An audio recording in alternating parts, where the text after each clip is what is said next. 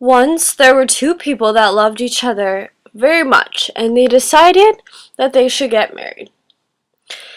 After a few years, they decided to have their first child. It was a girl. Her name was Peyton.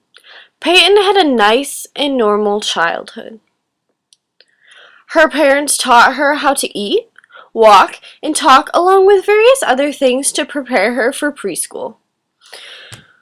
Right before she was going into preschool, her parents told her that they had a surprise for her.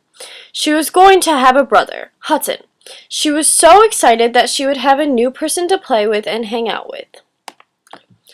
After a few months, the baby was born. But there was something that was different about him. The doctor said that he had microcephaly, which meant small head.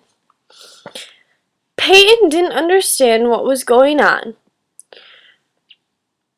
Her new brother had electrodes and wires stuck all over his tiny body that attached to machines which monitored his breathing and his pulse.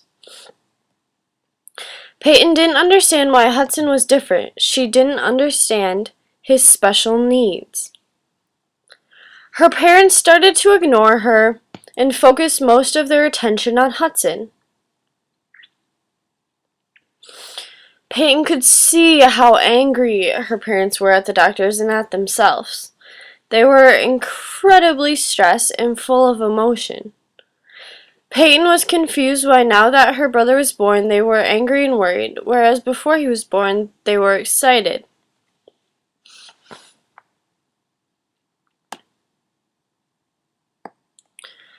Every day they spent the majority of their time with him. Because of this, Peyton became very jealous of Hudson.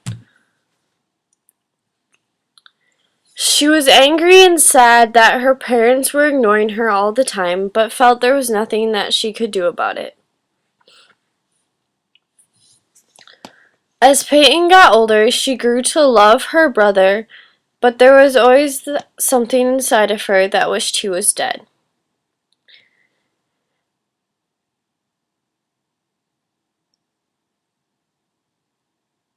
Because of that, she found herself feeling guilty for wishing that. She felt that she didn't belong in the family because her parents rarely paid attention to her. She felt isolated and alone and depressed. Peyton had to grow up and face these problems daily, having to learn to do most things on her own.